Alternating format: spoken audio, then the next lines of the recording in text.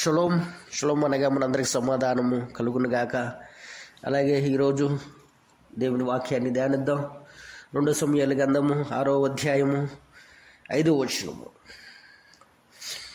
దావీదును ఇశ్రాయేలీయులందరూ సరళ వృక్షపు కర్రలతో చేయబడిన నానా విధములైన సితారలను, సర్వమండలములను, వాయు తంబూరలను, బృందంగములను, పెద్ద తాళములను వాయించుచు యెహోవా సన్నిధిని నాట్యమాడుచుండిరి.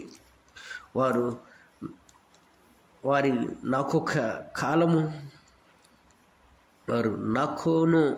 కాలము దగ్గరకు వచ్చినప్పుడు ఎడ్లకు కాలు జారినందున ఉజ్జియా చెయ్యి చాపి దేవుని మందసమును పట్టుకొనగా యెహోవా కోపము ఉజ్జియా మీద రగులుకొనెను. అతడు చేసిన తప్పును బట్టి దేవుడు ఆ క్షణమందే అతన్ని మెత్తుగా అతడు అక్కడికక్కడే దేవుని మందసమునొద్ద పడి చనిపోయాను. యెహోవా ఉజ్జియాకు మరణ ప్రమాదమును కలుగుజేయగా దావీదు వెకులపడి ఆ స్థలమునకు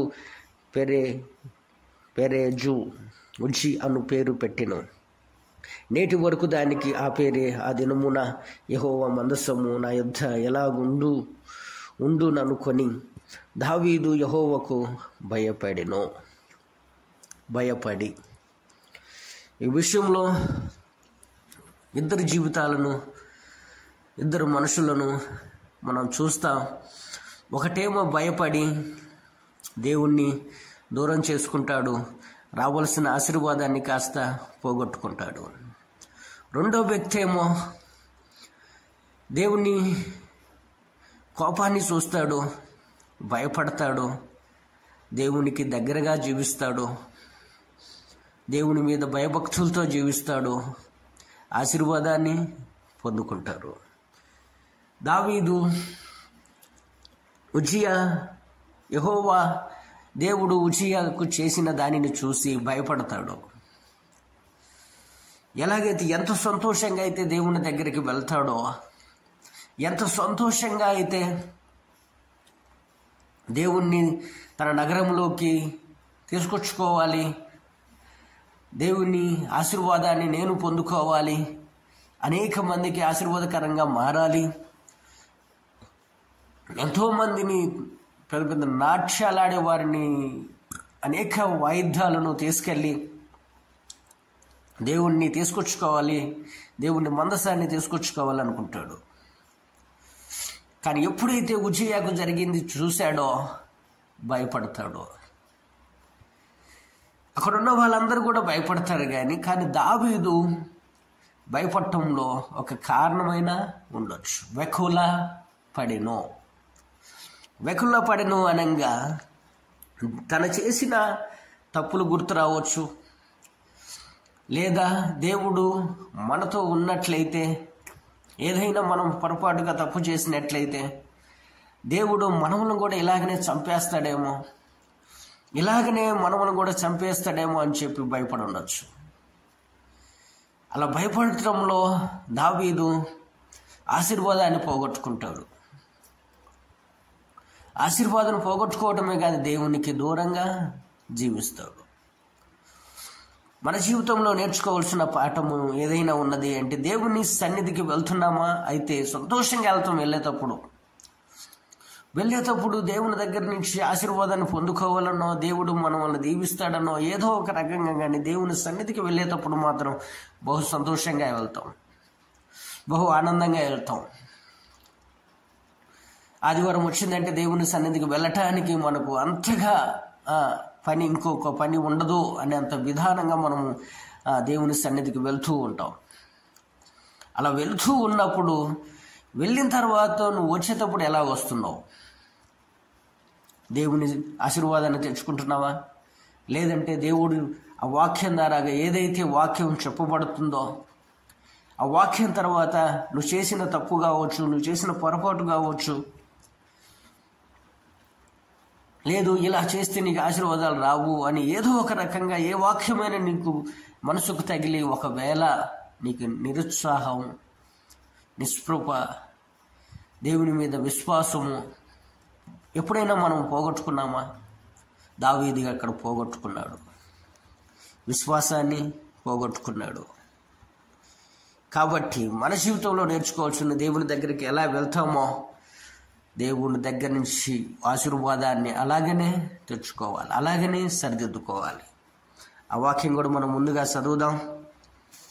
9, నేటికిని దానికి అదే పేరు. ఆ దినమున యెహోవా మందసము నా యొద్ద ఎలాగుండుననుకొని దావీదు యెహోవాకు భయపడి యెహోవా మందసమును దావీదు పురములోనికి తన యొద్దకును తెప్పింపనొలక హితీయుడగు ఒబేదెదోము ఇంటి వరకు తీసుకొని అచ్చట ఉంచెను. యెహోవా మందసము 3 నెలలు హితీయుడగు ఒబేదెదోము ఇంటిలో నుండగా యెహోవా ఒబేదెదోమును అతని ఇంటి వారందరినీ ఆశీర్వదించెను. దేవుని మందసం ఉండుట వలన యెహోవా ఒబేదెదోమును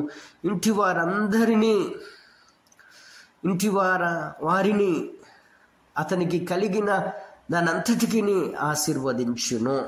సంగతి దావీదునకు వినబడగా దావీదు పోయి దేవుని మందసమును ఒబేదెదోము ఇంటిలో నుండి దావీదు పురమునకు ఉత్సాహముతో తీసుకొని వచ్చెను.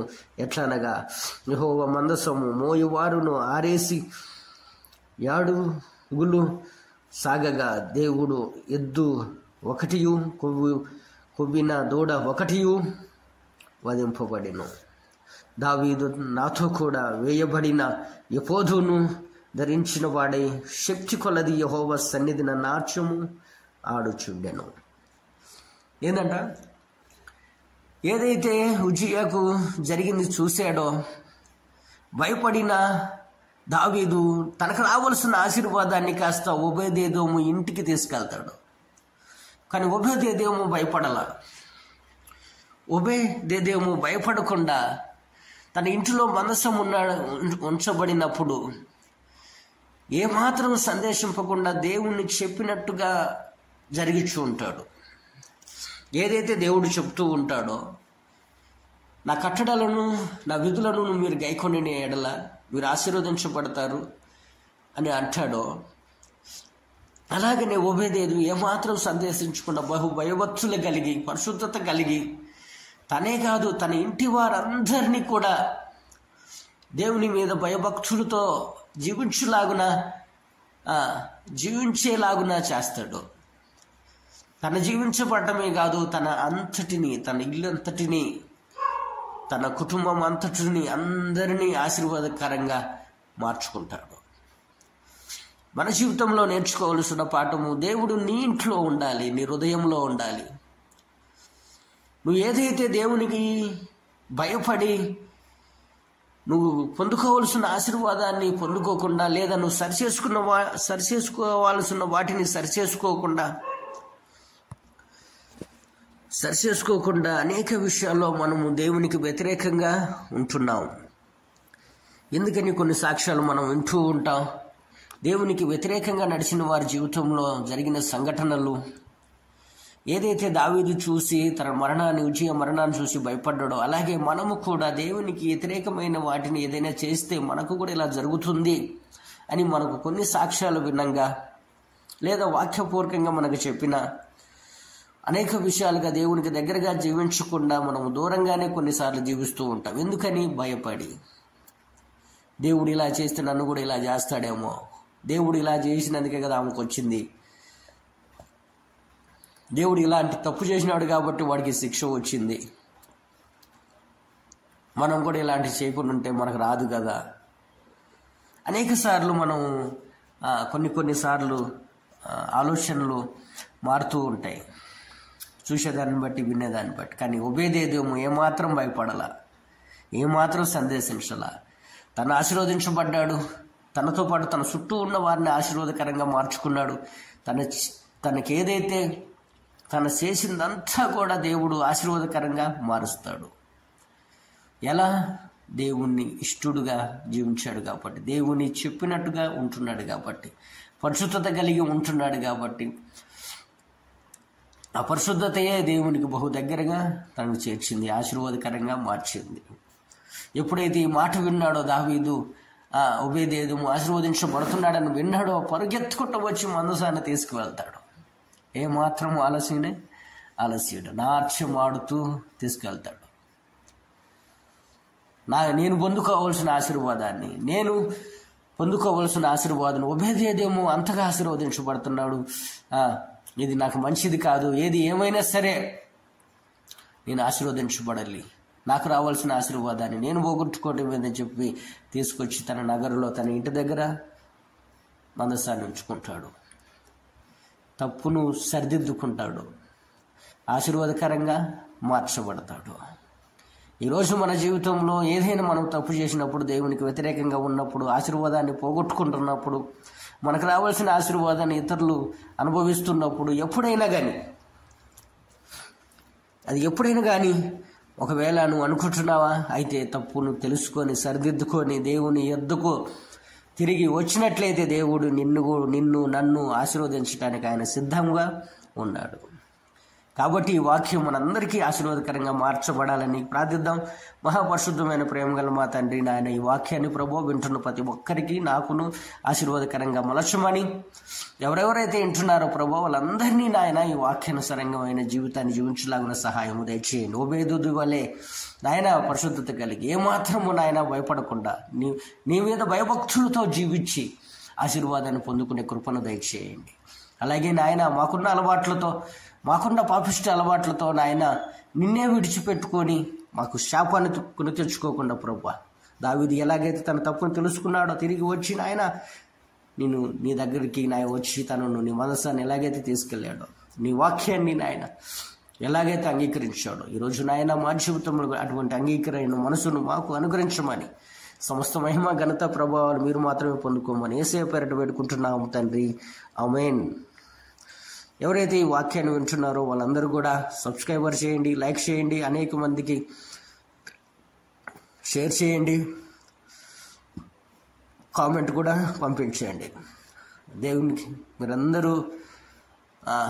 దేవుని పేరిట మీరందరూ ఆశీర్వదించబడును గాక.